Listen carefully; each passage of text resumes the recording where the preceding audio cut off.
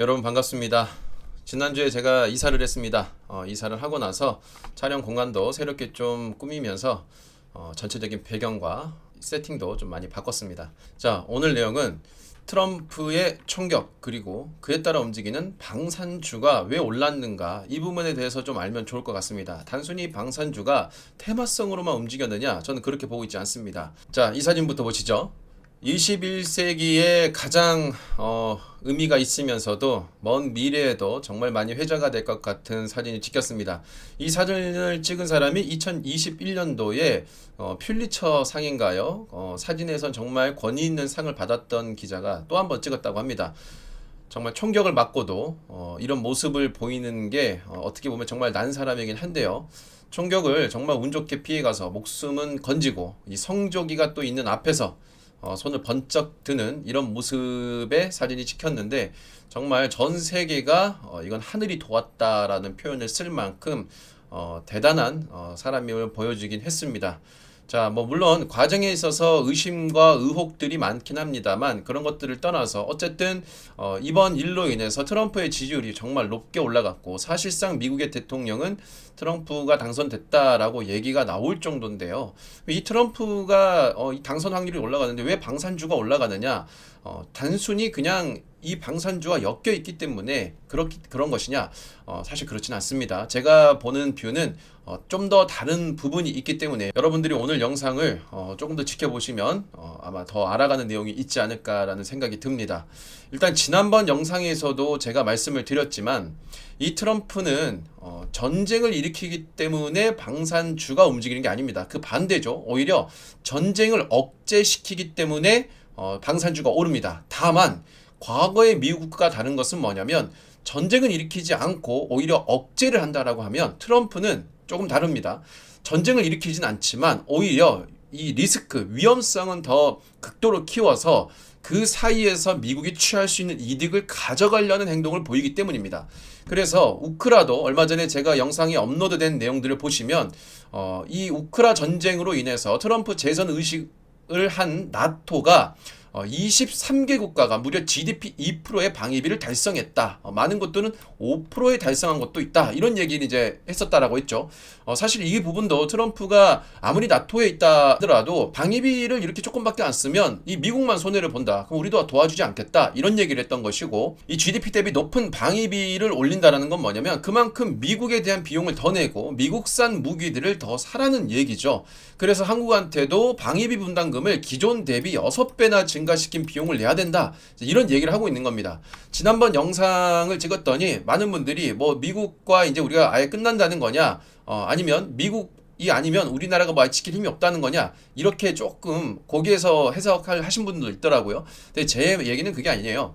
미국이라는 분명한 든든한 우방국이 있어서 우리나라가 좋았던 부분이 있고요.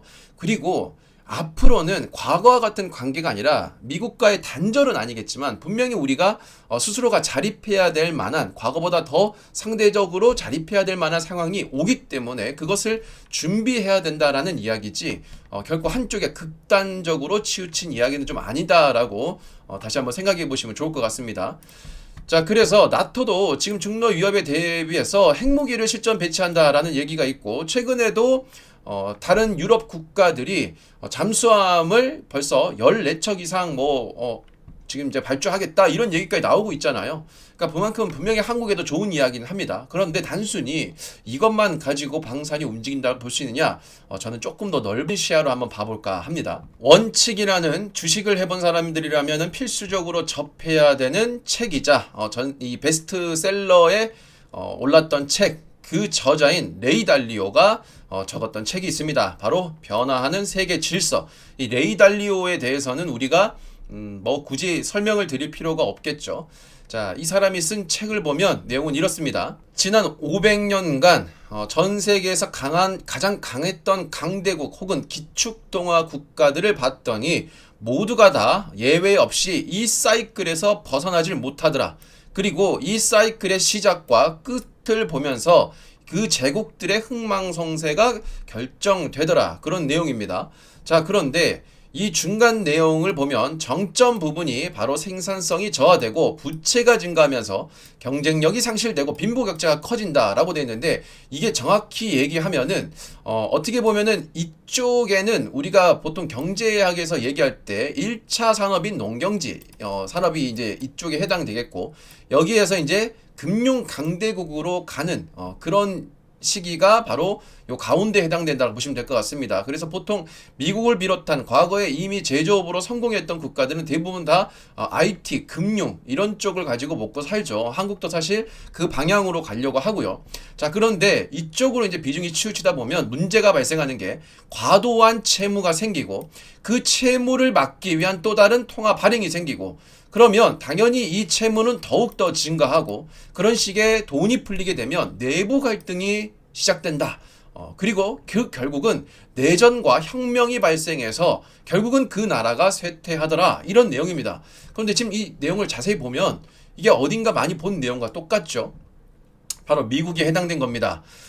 이 부분은 한 10년 전 정도라고 보시면 될 것 같고요. 최근에 미국이 정말 과도한 채무가 생겼고 엄청나게 많은 통화량을 발행을 했고, 그로 인해서 내부 갈등, 즉 미국의 정치권들이 정말 극에 다를 정도로 다투고 있고, 특히나 이런 상황이 오게 되면 미국뿐만 아니라 전 세계에도 마찬가지입니다. 현재 유럽, 남미 이런 국가들 보면은 이 내부 갈등이 왜 생기냐면 강성을 가진 이 양쪽의 팬층이 생깁니다. 정확히 말하면 지지자들이죠. 좀 극단적으로 삶이 힘들어지고 하다 보니까 이 지지를 하는 부분도 굉장히 강성으로 변합니다. 그래서 뭐 구구파 뭐 이런 얘기들이 나오죠. 그래서 이들이 주장하는 고립주의, 그러니까 자국 우선주의 이런 부분들이 이제 그 나라에서 힘을 받으면서 굉장히 심한 갈등이 생깁니다. 그게 미국에서도 똑같이 발생을 하고 있었던 거죠. 결국 그거는 기축통화의 지위를 상실할 것이고, 그게 바로 내전과 혁명으로 갈 것이다 라고 했는데, 이 내부 갈등이 이번 트럼프의 총격 사건으로 인해서 결국 미국도 이 15번 단계에 왔다, 이런 얘기들이 이제 나오기 시작한 겁니다. 자, 그러니까 제가 생각하는 이 방산이라는 것은 그냥 단순히 주식으로만 보자 이게 아니라, 지금 이 미국이라는 국가의 내적인 부분, 그리고 미국을 포함한 그 외적인 부분, 이 내외적인 두 가지의 이 문제가 발생을 했고, 그거의 트리거 역할을 할 수 있는 게 바로 트럼프라는 인물이 생긴 겁니다. 근데 이 인물의 지지율이 올라가니 이 세 가지 조합이 전부 다 맞아 떨어지는 거예요. 그래서 미국의 내적인 부분이 이런 게 생겼고, 그래서 레이 달리오는 미국의 내전 확률이 향후 10년 이내로 30%가 될 것이고, 미중 전쟁 확률은 35% 확률이 될 것이다 라고 이제 얘기를 했다는 거죠. 자, 그리고 여기서 미중 전쟁 확률은 그냥 우리가 말하는 무역 전쟁이 아니라 대외적으로 어떤 충돌, 무력 충돌이 발생할 수 있다. 그게 대리전이 될지 뭐 이게 될지는 아직 알 수 없지만 그런 부분이 있다라는 겁니다. 내적인 부분이 이러면 외적인 부분은 또 뭐가 있느냐? 정말 또 유명한 저자입니다. 우리나라에서 사실 그렇게 유명하진 않는데, 이 피터 자이한이라는 미국의 지정학적 전략가, 전문가이자 세계적인 베스트셀러가 쓴 책입니다. 세일 혁명과 미국이 없는 세계. 이미 이 사람은 여러 가지 책을 발행을 했는데, 사실 여러분들도 이 피터 자이안의 책을 꼭 읽어보셨으면 좋겠습니다. 레이 달리오보다는 오히려 어떻게 보면 지금 시대에서는 이 피터 자이안의 책이 정말 훨씬 더 가치가 높다라고 저는 생각을 하는데요. 지정학적인 문제가 결국은 그게 정치와 엮여 있고, 정치가 결국은 금융, 경제 모든 부분과 연결이 돼 있기 때문이죠. 자, 그러면 이 세일 혁명과 미국 없는 세계라는 책의 대략적인 내용은 뭐냐면, 그동안 미국은 중동과의 이 페트로달러 시스템을 통해서 원유를 전 세계로 퍼뜨리는 과정에서 달러도 함께 전 세계로 퍼뜨렸고, 그 과정, 그 질서를 만들기 위해서 경찰지휘국이라는 것을 자처해서 나섰고, 지금까지 미국이라는 국가가 자신들이 손해를 보더라도 달러의 신뢰도, 달러의 어떤 가치를 지키기 위해서 전 세계의 질서를 유지해왔다. 그런데 이제 미국 내에서 세일 혁명이 발생을 했기 때문에 더 이상 중동이 필요치가 않다. 그렇기 때문에 이제 전 세계는 미국을 필두로 해서 고립주의로 갈 것이고, 그리고 자국 우선주의 이런 쪽으로 갈 것이다 라고 얘기를 했고요. 자, 또 다른 책인 각자 도생의 세계와 지정학, 자, 여기에서도 얘기를 합니다. 이제 미국은 전 세계에서 손을 뗄 것이다.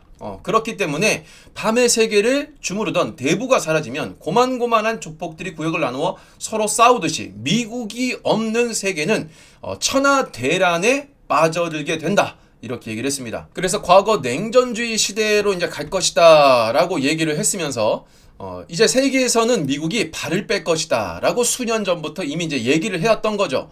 그래서 한국은 지정학적 장래를 논쟁하라, 걱정해라 라고 얘기를 했고요. 또 이 책에서는 한국의 이제 살 길은 일본과 손을 잡아야 된다라고 이제 얘기를 했었습니다. 물론 당시에는 이제 한국에서 반일 감정이 한창 커지던 때라서 그렇게 썩 환영받을 만한 내용은 좀 아니었습니다만, 자 어쨌든 이 피터 자이언은 앞으로 미국은 부재로 영향력을 보여준다라는 얘기를 합니다. 이 부재 없는 것이죠. 없는 이 영향력인데, 우리가 부모 밑에서 자라다가 어린 자녀들이 사회로 처음 독립하게 되면 부모의 그 부재를 크게 느끼게 되죠. 미국도 이제는 과거의 이 오랜 시간 동안에 그 지휘국으로서의 질서를 만드는 경찰지휘국으로서의 그 역할을 이제 하지 않고 오히려 부재로 영향력을 보여준다, 이렇게 얘기를 한 겁니다. 근데 실제로 최근 미국이 하는 걸 보면 더 이상 과거처럼 전쟁을 억제하는 능력은 없습니다. 그리고 오히려 전쟁이 발생하고 나서 그냥 말만 몇 마디 하고 중간에서 실리만 챙겨가는 그런 행동들을 보여주는 걸 보면 이 피터 자이언이 이미 미국 내에서는 수많은 뭐 예언까지는 아닙니다만 이 지정학적인 어떤 공부를 통해서 얘기했던 부분들이 이미 대부분 다 맞아 떨어졌기 때문에 정말 유명한 이 저자라고 이제 평가를 할 수가 있는데, 지금 이런 부분도 보면은 지금 현재 미국이 해당되는 상황이 똑같이 맞아 떨어졌다. 자, 그래서 결국은 레이 달리오나 피터 자이언이 얘기하는 건 뭡니까? 미국은 결국은 미국을 비롯해서 전 세계는 각자 도생으로 이제 가게 될 수밖에 없고, 자 그런 상황에서 미국은 내분이 발생할 가능성이 높다. 자 그런데 그 내분이 발생할 가능성에 트리거 역할을 해주는 게 바로 트럼프였던 거죠. 이 트럼프가 굉장히 강성이면서도 주변 국가들한테 이 퍼스트 아메리카, 일단 미국부터 살고 보겠다, 달러의 신용이고 신뢰고 이딴 건 필요 없다, 일단 우리부터 살고 온다, 이걸 가장 먼저 외쳤던, 그러니까 그동안 미국 대통령 정치를 하는 사람들, 가장 높은 자리에 올라갔던 사람들 중에서는 모든 부분을 다 배제하고 오로지 미국이라는 단어만 선택했던 유일한 대통령이었어요. 그런 사람이 이번 총격 사건으로 정말 역사적인 사진을 만들어 버리고, 그리고 거기에서 살아남았단 말이죠. 그렇기 때문에 이 트럼프가 당선된다라고 하면 단순히 주변 국가들한테 방위비 더 부담해, 이걸 가지고 그 국가들도 무기를 더 살 거야, 그러니까 방산주, 이렇게 생각할 게 아니라 이미 미국을 비롯해서 미국 내적 그리고 외적인 부분에서 이 방산이라는 시장이 전 세계적으로 이제는 작아질 수가 없는 새로운 신냉전 시대로 갈 수밖에 없는 그런 배경이 만들어졌다는 겁니다. 물론 이제 이 사람들의 주장이 틀릴 수도 있겠죠. 하지만 적어도 그런 부분들에 대한 배경이 만들어진 것만큼은 사실이고, 그런 가능성을 염두에 둔다라고 하면 적어도 주식시장에서 이 방산과 관련된 주식들이 그냥 단순히 잠깐의 테마로 끝날 리는 없다는 거죠. 트럼프가 2020년 5월 한국에 미사일 사거리 제한을 풀어줬습니다. 그리고 그때부터 시작해서 한국은 엄청난 방산 수출을 하게 됐고, 한화는 한국의 로키드 마틴을 꿈꾸면서 모든 계열사가 이 방산으로 돌아서는, 정말 한국에서는 10년 전이라면 상상도 할 수 없었던 일들이 벌어지고 있기 때문에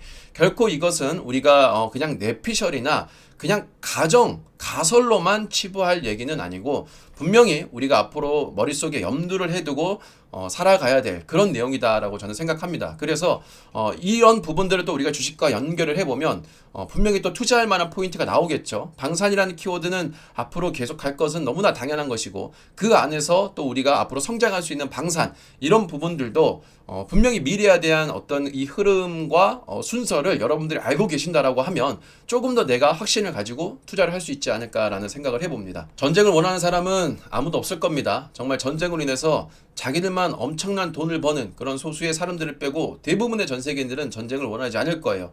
물론 그건 저도 마찬가지지만, 하지만 인간이라는 인류 역사상 힘이 쌓이고 쌓였을 때 전쟁이 일어나지 않았던 적은 없습니다. 그렇기 때문에 현실을 우리가 인지를 하고 그냥 그럴 일은 없을 것이야, 전쟁은 절대 안 돼, 이런 평화적인 어떻게 보면 이상적인 생각만 하는 것보다는 조금 더 우리가 현실을 눈뜨고 바라보는 그런 자세가 필요하지 않을까라는 생각이 듭니다. 오늘 내용은 여기까지 하도록 하고요. 도움이 됐다면 좋아요, 구독, 알람 많이 부탁드리도록 하겠습니다. 저희 멤버십은 특정 종목을 언제 사서 언제 팔라 이렇게 알려주는 것이 아니라 제가 시장에 대한 분석과 산업에 대한 분석, 차트 분석 그리고 여러 가지 기법 등을 통해서 여러분들이 스스로 투자를 해서 성공할 수 있게끔 키워주는 멤버십이다라고 생각하시면 될 것 같습니다. 매주 목요일 현재 라이브 방송 외에 제가 지속적인 브리핑과 산업에 대한 설명을 드리고 있으니까요. 함께 하시고 싶은 분들은 멤버십을 가입하시고요. 저희 멤버십 전용 카톡방에 들어오셔서 다양한 정보 받아가시고요. 소액인 멤버십의 비용 대비 분명히 훨씬 더 높은 이익을 얻을 수 있을 거라 제가 확신하고 있으니까요. 함께 어려운 시장 걸어가면 좋을 것 같습니다.